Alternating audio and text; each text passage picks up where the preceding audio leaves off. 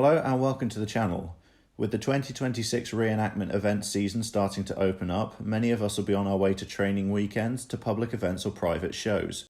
And as such, I wanted to dedicate the next few videos more to the reenactment side of content, starting with how to create your own rations to take to events as something to either put in your pocket, put in your bread bag, or something just to keep on your person so you have something period to eat during the day. For the information used in this video, please see either the pin or the link in the comment below, where I've linked to the original video that I created when I first started this channel. This is a deep dive into the various different rations that soldiers were issued, and the variations that were issued to specialist units, which I highly recommend giving a watch. For this video, I wanted to cover the half iron ration, which is probably the most accessible and easiest one to do and keep on your person during the day. This features 250 grams of biscuits and 200 grams of tinned meat. Unlike the full iron ration, which includes the soup briquette and the coffee sachets, this is the bare minimum for reenactors that you can consist of on a daily basis. It requires absolutely no prep time and can be eaten directly out of the can or out of the packet. So the simplest item to knock out of the way with first is the preserved can of meat.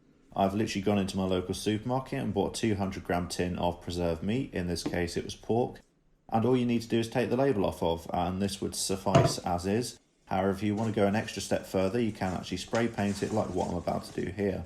You will notice that a lot of conventional modern cans do have ring pulls on top, whereas traditional cans issued during the period will usually have a flat rim that you'd have to open with a can opener.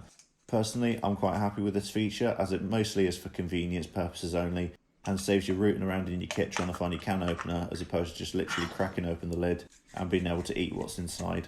You will notice in a lot of period photos that cans are spray painted in field green paint. This is a nice little addition that can be replicated. Literally go to any reenacting or military surplus store online and you can buy field green paint in its appropriate tone for a few pounds each, and personally I think this adds quite a lot to the impression. If you really wanted to go that extra step further, what you can actually do is stamp the top of the tin. Most stamps will have a maker's mark and also a date stamp on top. This is just for shelf life purposes. I don't have any stamps at my disposal, however, if that's something that you do have, feel free to add it, as it only adds to the immersion further. So for the crisp bread or the biscuits, depending on what your preferred term is, I actually went on eBay and purchased 2 reproduction bread boxes. I can highly recommend this seller, as both boxes were high quality and included 8 waxed insert paper to wrap the bread up with first before putting it in the overall container. This is completely optional. If you have some brown wax paper or some baking paper and you just want to wrap the bread up in that, you can create the same effect without having to spend the money. Personally, I'm more than happy just justifying buying 2 of these small boxes, as I personally think it adds to the reenactment impression that I'm trying to portray, especially if I'm at public events with members of the public around while I'm eating. For previous events, I have actually made the bread myself, and I'd be more than happy to do a video demonstrating that if that's something you'd be interested. However, a more cost-effective solution is just to go to your local shop and buy some rye vita. Personally, if you're trying to be as period accurate as possible, the dark rye one is what you'd aim for, as that's more close to what the original bread was made with during the period. So most of these actually come pre-packaged to 250 grams anyway, which is absolutely perfect for what I'm trying to do here. What you want to do is open the pack and divide it into 4 equal stacks. From the 4 equal stacks, divide that again in half, so you should be left with 10 biscuits per box. Once you have your equal stacks, lay them out on the paper and try and compact them as tightly as possible before pre-wrapping them. So to actually wrap the biscuits, if you have got a full 125 gram stack that you are trying to look to put in each box, the paper can be quite tight. But all you need to do is, like in this video provided, just keep nudging it and you will slowly but surely be able to tightly wrap the paper provided around the biscuits. Originally the paper is glued around the biscuits to keep them preserved. However, I tape them round personally because I use these boxes and I use these paper at many different events throughout the year, as they're more than just a one-use throwaway item.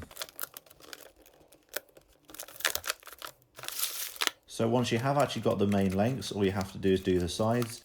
This is the same as if you were trying to wrap a conventional parcel. All you want to do is fold the sides in and then try and wrap the 2 lengths, or get them as close as possible. And then if you are doing this the period correct way, you can glue these together. Or in this case, if you're like me, you can just tape them as well.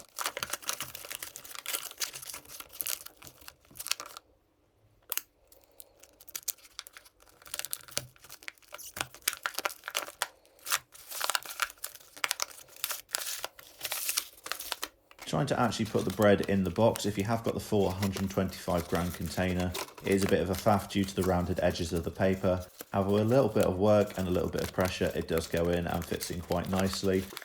To be fair, the best way that I have found to get this to actually work is to put it on its side and then gently push it in with 2 fingers. Again, if you are trying to get this out and eat this at events, this is quite hard to get out once you've actually got the full bread packet in there, which again, it follows the same simple conventions as putting it in, that you just take 2 fingers in one side and try and push it through. So if you want to be period accurate, you can use period tape, or you can just hot glue these to close off the boxes. However, like in this video, I'm just sellotaping them.